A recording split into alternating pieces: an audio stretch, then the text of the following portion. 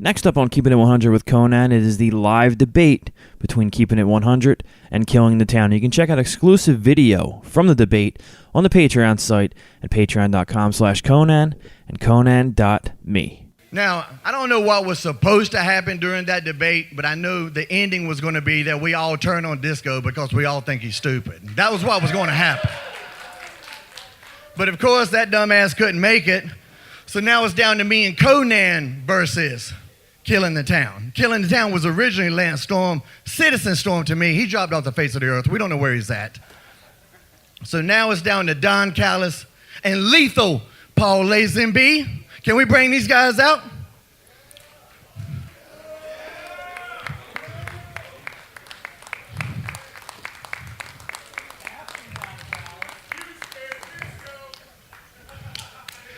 That might be true. Disco might be afraid of Paul. How you doing? You look like you ready to film some kind of movie that Now, these guys are smart. They trying to stack the deck against me.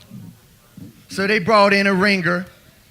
And this dude is pound for pound the funniest guy on this ship. Let's bring out my man, Brad Williams. Come on, Brad.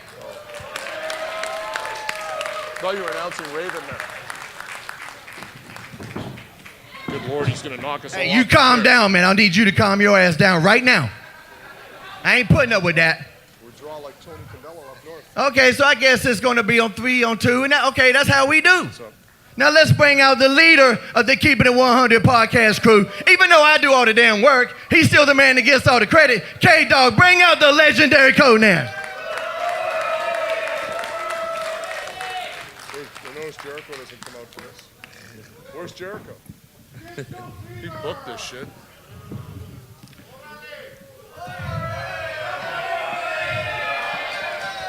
So you guys ready for a 3-on-2 debate, huh? No, I ain't going out like that. Conan. You guys brought it. Hey, I'm talking, Captain Tennille. Keep it down. You guys got your ringer? Well, guess what? We got us a ringer. Keepin' It 100 is proud to bring to you the legendary, the greatest commentator in professional wrestling history. Let's bring out Jim Ross.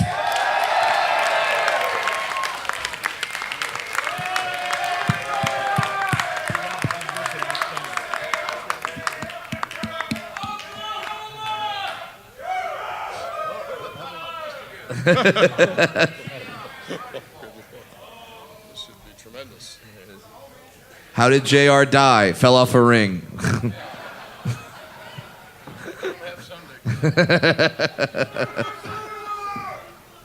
What? I mean, we can feel the boat moving, so this could get real interesting real fast. That's a long way for me to fall.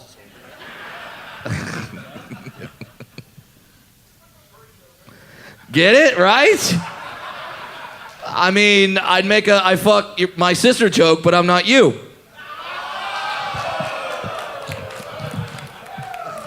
I guess we starting off hot, y'all.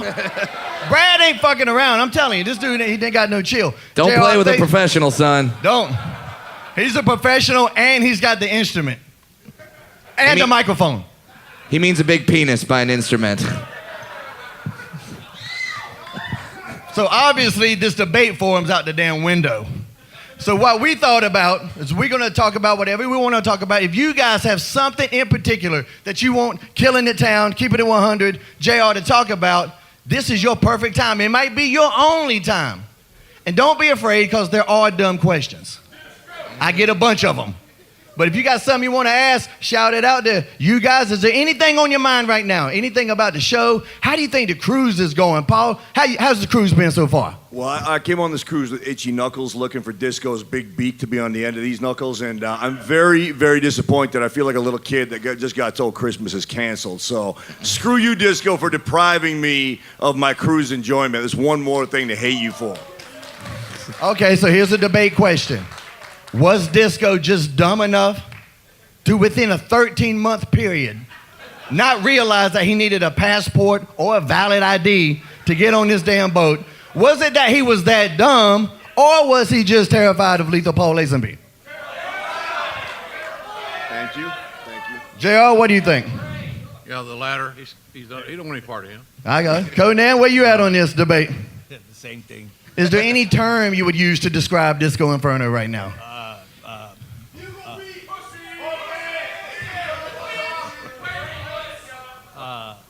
Bukkake bath, face bath. That's what I would call it. Face bath? Face bath. Bukkake face bath. I don't have that boy. app. Bukkake face bath? Boy. Bukkake face bath boy. I hear they're playing Coachella next year. They're a pretty good band. Very solid. Good opening act. So, Brad, where do you stand on this Disco situation? Well, I was looking forward to punching Disco in the balls.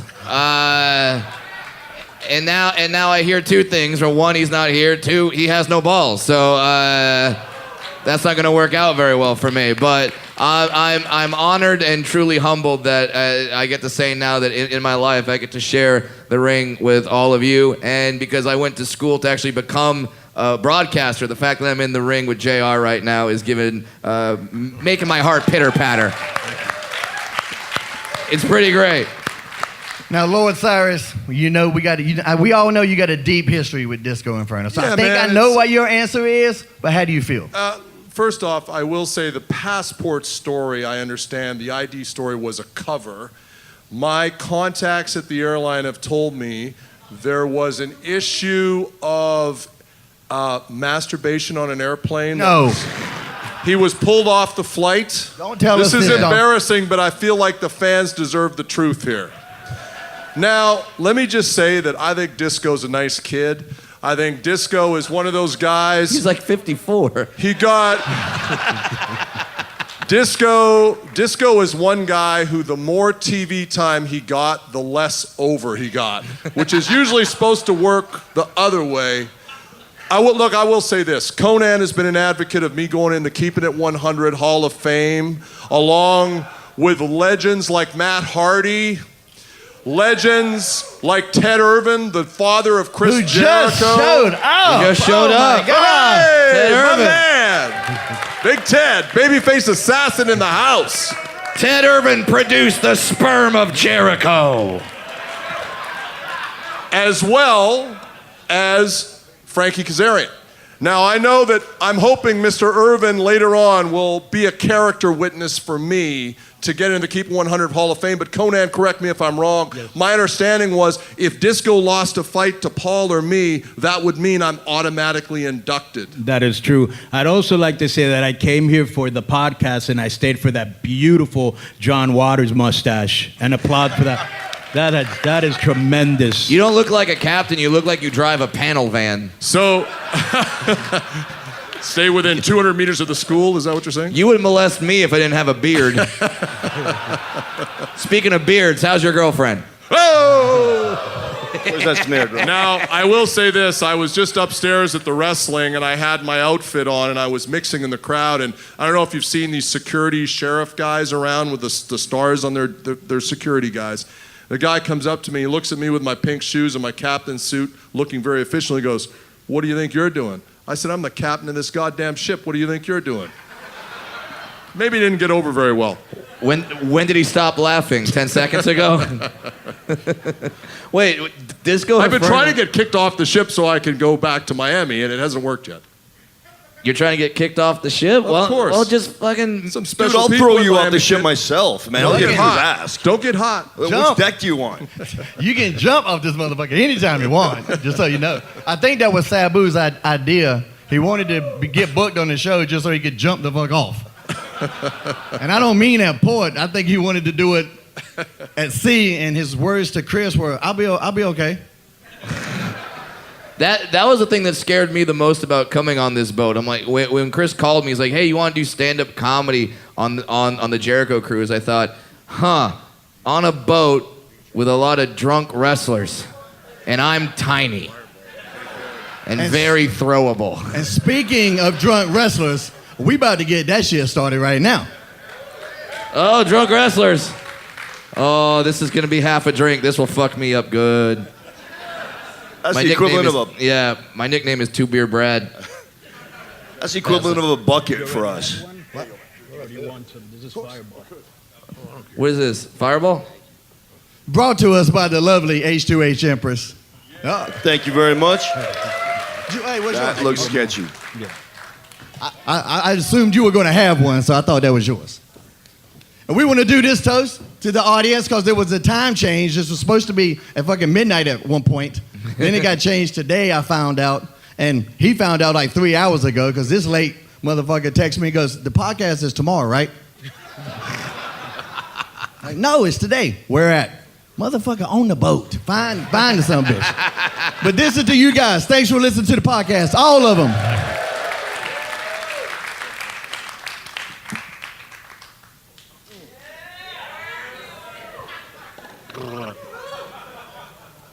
I hope you don't count on me talking for the rest of the podcast. And if y'all listen to our ridiculous ass podcast, you better be listening to JR's podcast. Oh, hell yeah. Yeah. Thank you.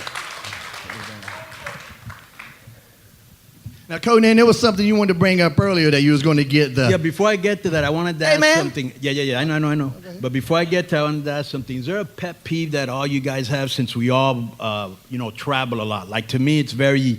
I just think it's stupid that, like, when the stewardess is like, yeah, this is how you put your belt buckle on. Like, who the fuck doesn't know how to do that? Like, you really have to show me how to do that? Then the other day I found out that, like, you know how they always fuck with you for, like, having shit, and you have to, like, put it under the fucking seat in front of you. And if you're in front of a bulkhead, you have to put the shit up, right? And so what's the deal? And she's like, oh, well, in case that, you need to disembark off the plane, that thing is in your way. There is absolutely nothing that you could put in my way that's going to prevent me from getting the fuck off of a plane if I have to get off of a plane. Backpack, milk bottle, whatever the fuck's in front of me. He'd punt me. Brad would be down there fucking around. Get the fuck out of here, Brad. Does anybody have any plane pet? Let me give you another one. I couldn't believe this. Southwest, how they give you like honey roasted peanuts and shit. Like that's the only thing they give you sometimes. And pretzels. But I was super hungry and I was like, fuck, I'm gonna fuck up some peanuts. And no peanuts came through. And I was like, well, are you gonna serve some? She's like, oh, some guy has a peanut allergy. And I was like, you've got to fucking be kidding me. One guy can't eat peanuts, so now we're all kind of fucked. And I'm just kind of like, two solutions. Put that motherfucker in the bathroom while they're giving out peanuts. or, hear me out, you might like this. He can wear the Marty Scrawl bird beak fucking bubonic plague shit while everybody else is fucking eating peanuts. Yeah. That's one of my airplane pet peeves. First of all, I'm gonna apologize to you for that man because I know that dude was a white guy. 1,000%. I know that was a white guy. There's never been a black guy or a Mexican that was like, yo, like sometimes I can't eat like peanuts and shit, Holmes. Like, sometimes I like, ¿qué quiere decir? Expand. Like, it's never fucking happened. I'm sorry. You know how those guys in jail and they have the conversation, what'd you do? And this guy, man, I murdered like a family of people. It's like, oh, wow, okay. Well, what'd you do? Like, I was jaywalking. There's always some guy that did some weak ass shit and he's the guy that gets punked out, right? So now imagine you got some guy in hell and say, hey, man, how'd you die, man? I fucking got shot in a gang-related accident. Hey, man, what'd you die? From fucking peanuts, man. Motherfucking peanuts got me, y'all. When we I say when we were growing up, but obviously I've never grown. But what I was trying to say was like younger, like it was always like you could fuck somebody up. You had to have a knife, you had to have a gun, you had to have a stick, you had to have something. Now I didn't know you could just like have peanuts in your pocket and be like fucking salted, and like you can kill a motherfucker that way. It deadly. Well, you travel probably more than all of us together. What's your biggest pet peeve in traveling? Why do you hate the most? And of course, none of it is on this cruise because this cruise is fucking awesome. Yeah. Been good. Very well organized. Chris and those guys did a great job. I don't like sitting next to people that need a CPAP mask, but they don't have one. So you get the.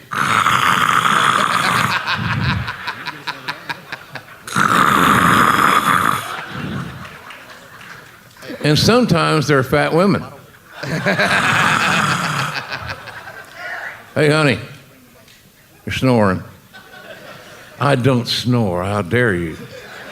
Oh, yeah, you're snoring, baby. You ever think about getting a sleep test and get that mask put on your ugly-ass face? Mouth breathers, don't need it. I love Surly Jim. I sat beside a guy who was doing a autograph signing in the big city of Tennessee, or somewhere in that place. And the That's guy a state. beside me, yeah, that's the joke kid. Work Okay. with me. See, he don't get none of my jokes. They all go all over his head. No, we've had a debate. Who's had the worst? Because every year during hurricane season, I get the dumbest fucking hurricane weather-related jokes. I've heard all of them. And then he goes, well, what do you think I've heard all my damn life? Oh, so my he actually God. trumped me on that. Dude, today when I got off the boat, there's all these guys like that drove the taxi cabs that were trying to greet people, and I got one guy like running up to me like, "Hey, mini me, you need cab, mini me," and my buddy Ozzy was like, "Why is he calling you mini me?" I'm like, "It's the Bahamas. They probably just got Austin Powers like a week and a half ago." Yo, so I got 2 airplane stories because I'm on the road a lot. And as you know, I super elite on Air Canada, kid. I get all the perks. But recently flying from Japan, I was lucky enough to sit in a row and we had the middle seat open. And there was a lovely, I'd say like 40-something, really attractive lady sitting in the window seat. And she looks at me, she goes, "I don't think there's anyone in the middle. We can share this seat for like our stuff." She put her book there. I'm like, cool. I put my iPad there. It's all good. We got a shared space. So as often happens after a trip to Japan, I fall asleep. I wake up. Now, you tell me what y'all would do here. I wake up. This woman has lifted the armrest. She has laid down and put her head in my lap without asking me. And she is sound asleep. So I sit there and I'm looking at this going, what's the proper protocol in this situation now? Am I supposed to tickle her ear? Am I supposed to? I have no idea what's going on. It's an invasion of my Did you space, have that though. mustache while this was going on? I 'Cause did. that did it. The That's mustache definitely what never did it. fails. You're really living up to that mustache right now. So last one, I'm recently on a commuter flight in Canada, and I got status on the airplane, but they don't know that. And I'm in my tracksuit, I'm all tired, 5:30 in the morning, and I got the bulkhead seat. So y'all have sat in a bulkhead seat, you got that stupid wall in front of you. Every flight I've been on in my life, the person in the bulkhead has their foot up against the wall. It's normal behavior. I have my shoe on, my feet are clean, and I have my foot like this. The flight attendant comes over my shoulder, and I'm half asleep, 5:30 in the morning, and she says to me, not, "Excuse me, sir, would you mind?" No, it's, "That's not a footrest. This is a multi-million-dollar airplane." And I look at this fucking battle axe, and I'm like, my God, like, this is not customer service. So I took my therapy cat and its litter box, and I had to move to the I back fucking of the hate you right plane. now. I will stab you in the neck. I will stab you in the neck with the pencil you drew that mustache on, you son of a bitch. Cheers to that. Oh, wait. Oh, I got one. Killing the Town is already tapped out of the alcohol game. Shit is all. I was about to laugh at you because you said, like, you know how when you're in the bulkhead and you put your feet up against the wall? I was like, no. I've never done that before. I've tried. No. I got one Okay, involving go this for it. guy right here. We're flying to, the last time we went to Tokyo Dome for Wrestle Kingdom, the most recent one, and I'm flying business class, and so is this gentleman on the same flight. I got my ticket by buying it, and this is immediately before the super elite status was bestowed. He got it by complaining his way into the category. I have a bad neck. I have Ebola. I have whatever the hell it was, man. It was freaking mortifying. Mortifying watching him complain his way up into the cabin that I was in. I was really banking on laughing at him being back in coach the whole time. But I wake up about, well, I don't know what time it was, but it was about 5 hours into the flight. And I see this figure in my peripheral. And I figure it's just a flight attendant taking care of some business. And it stays there. and it stays there, and it stays there, and it's not moving forever. I turn around, and it's this guy just staring at me like a wax figure. He's been there for 15 minutes, creeping everybody in the cabin out just to creep me out. Screw you for messing up my incredibly pleasurable flight experience. That you paid for, you Mark. Don't get hot. Don't get hot. I think one of my favorite travel nightmare gimmicks is, like I was trying to say before I got distracted. So it is what it is. Yeah. So it's going to that big city of Tennessee. Thank you, Brad. No worries. And an overweight gentleman was beside me. It was one of those planes, 2 seats, aisle, 2 seats. He's a plus size fella. It happens. I ain't gonna hate on him. I don't know what he's going through. But now he's sleeping. So not only is he big and I'm leaning out in the fucking aisle as it is, now when he's sleeping, I get some of this shit. Whoa. Well, you sold it well. Okay, I'm like, goddamn. So then, the one time, I don't know what that was. He's just dreaming. It'll be cool. So I start chilling again. I start to doze off. Here he comes again with round 2. Ah! Like, motherfucker. All right. So anyway, I get off the plane. I get rushed to the con because I'm late. I do all the conventions generally, especially Comic Cons in full hurricane gimmick. So I rush to the table. I got a line because I'm over, kid. I got a bunch of people there, and this girl comes up. She's got a picture, and she's got a Robin outfit. She dressed up like Robin, Batman and Robin, you guys. And so I look at it and I go, oh, you like Robin? She goes, yeah, I just met Burt Ward. Here's a picture of him. It was the fat bastard beside me on the plane. Wait, so when Burt Ward threw his arm up like that, did it go pow, zap? Professional. Are you suggesting, Brad Williams is now a member of Keepin' It 100. Are you suggesting that Burt Ward had Tourette's? Because I don't know what that recently motherfucker had. A He had Tourette's that. experience. He had that or LSD in his pocket, one of the two. Everyone know what Tourette's is? There's certain things, right? Okay. Fuck cunt! Right, exactly. So I go to a business meeting. I'm in a boardroom in Houston, Texas. This gentleman comes out to do a presentation to me and my partner, and he's in a suit. He looks great. He's doing the presentation, the PowerPoint. We're about 5 minutes in. He's very nice. All of a sudden I hear, whoop, fuck off! What the fuck was that? Because I was taking notes, right? I didn't see. And I'm like, okay, I don't even know what that was. So I had to take notes. Another couple slides over there. Whoop, hair pie! Honest to God. Would he not have told us, or someone clued us in, that he had this affliction before? Because my natural reaction was to laugh at him, of course. Sure. Yeah, what are you going to do? Yeah. That's your natural reaction to everybody. I now claim to have Tourette's so I can swear at people in public. All right. No, okay. You guys, we all travel a lot. You guys have taken the little, sometimes there's the main flights that go from LA to Dallas, like the hubs. And then when you fly to smaller cities, they put you in those little, the paper airplanes that a guy just runs Buddy down the Holly runway and just killer goes, planes. fucking good luck, and then just throws it. I was going to Sun Valley, Idaho. You connect in Utah. So I'm in Utah, and we hopped to one of those little tiny-ass planes. It seats, no joke, maybe 12 people. And then there's an announcement over the thing where they say, ladies and gentlemen, unfortunately, we are too heavy to fly. So we're going to have to ask some people to get off the plane. If you have flexible travel plans, we'll give you a voucher. We'll give you $500, bonus miles, whatever. And then so we can lighten the load and be safe to fly. I didn't have a show till the next day. I fly a lot. I could use the miles, so I go, sure, I'll volunteer. Once again, we're too heavy to fly. I got off the plane. I was the only one that got off the plane. Then the plane took off. That's tremendous. What the fuck? Here's the thing. Who are you if you're sitting on the plane going, "Whoa, God, we're too heavy to fly. This is a very dangerous situation." You see one midget who's a $110 soaking wet get off the plane. You're like, "Well, obviously now it's safe. Now it's okay." And there was a fat fucker on the plane. I was ringing my bell that. I think we found the problem, Captain.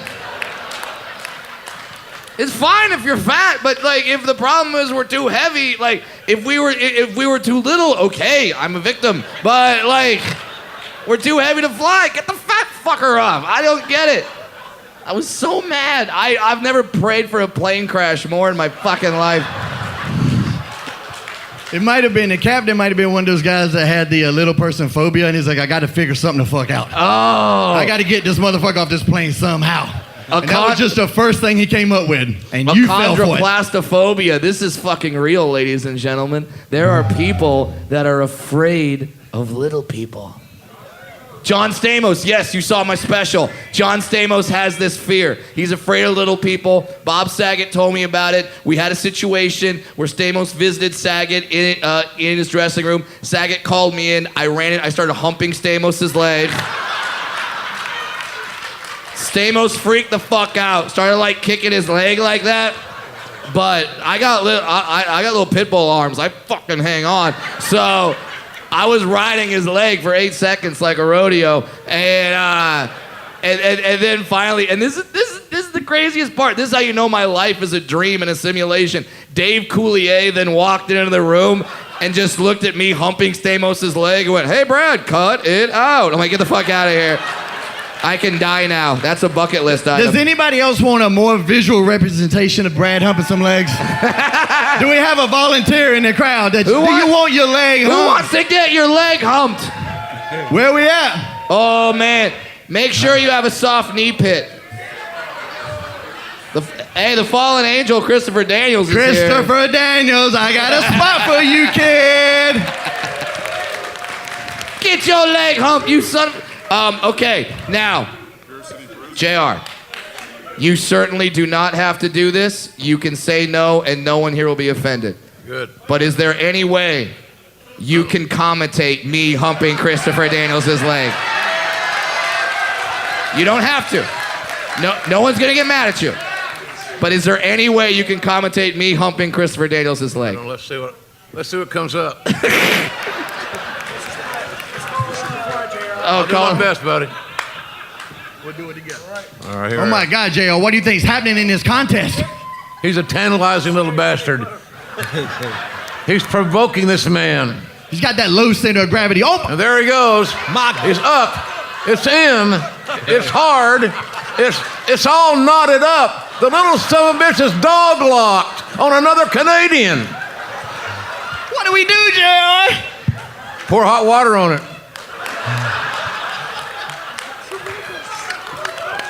None of y'all thought y'all were gonna see that shit ever.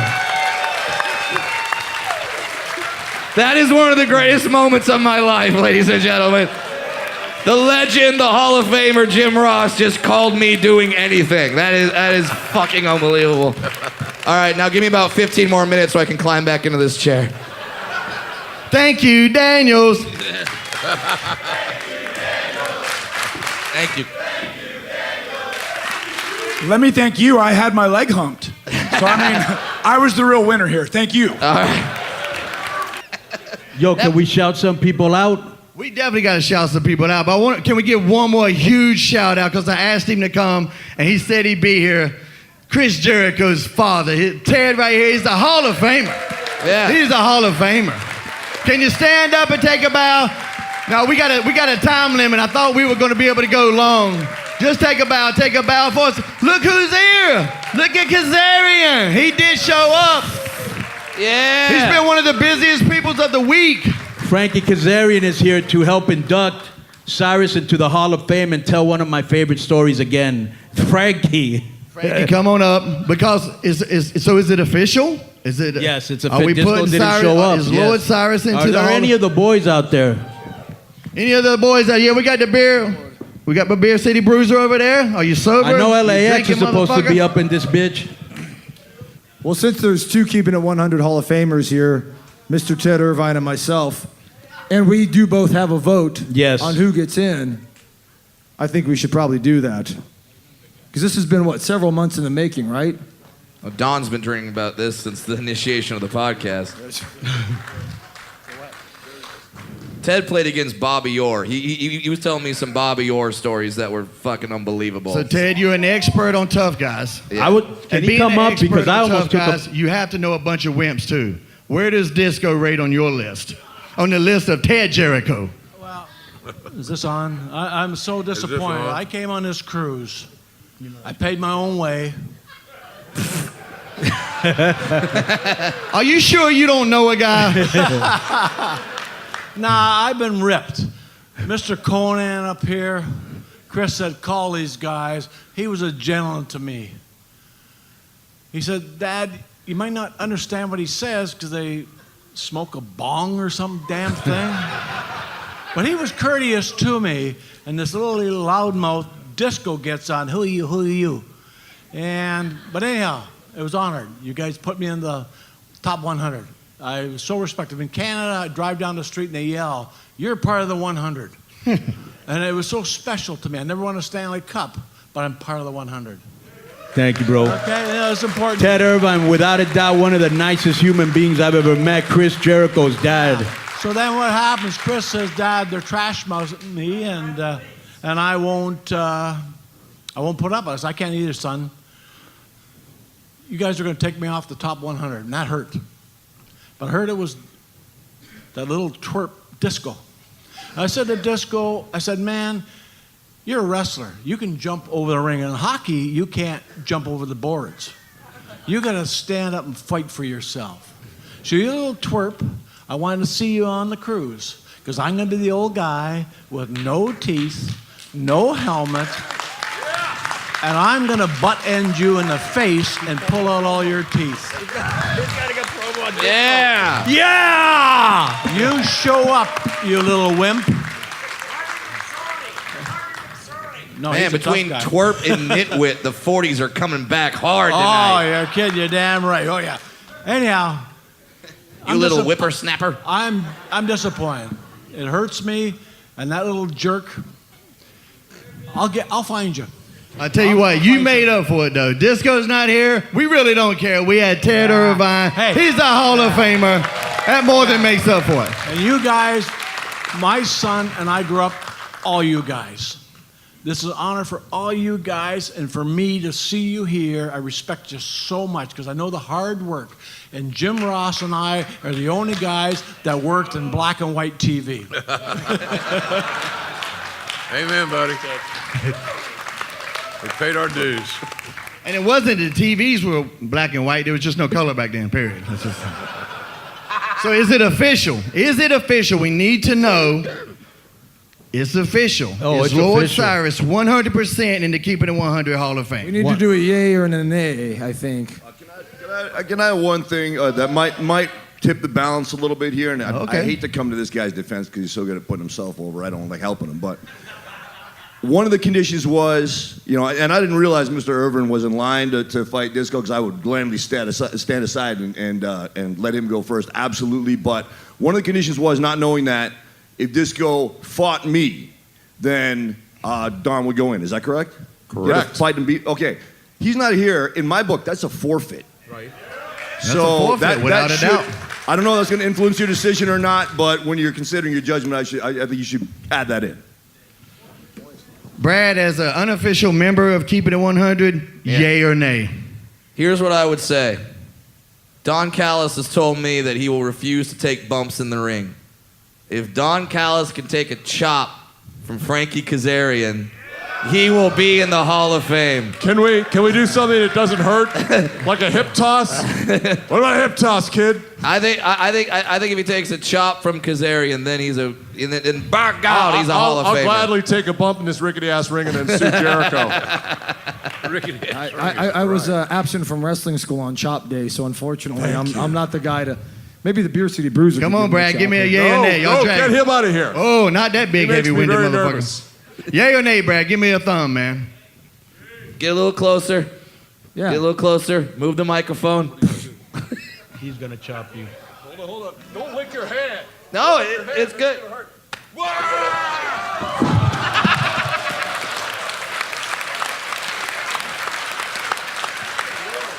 That's segment 2 next week. Am I in? I think he's in now. Jim Cornette just rolled over at his grave. That motherfucker ain't dead yet. God damn it.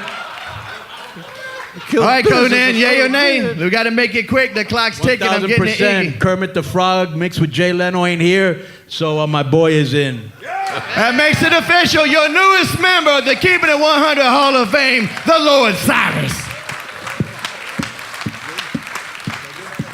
All right, we're getting the Iggy. Jack Lance's over there slapping the table, so that means it's time to go, guys, because pretty soon we're going to have the main event of the Jericho Cruise, and we all want to see Chris go in there and do his thing. So thank you to the Killing It Town podcast. Thank you to the Keepin' It 100 podcast. Thank you to Brad Williams. Thank you to the greatest commentator to ever do the game. Sorry, Lord Cyrus, you're pretty good too, but he's the fucking man, Jim Ross.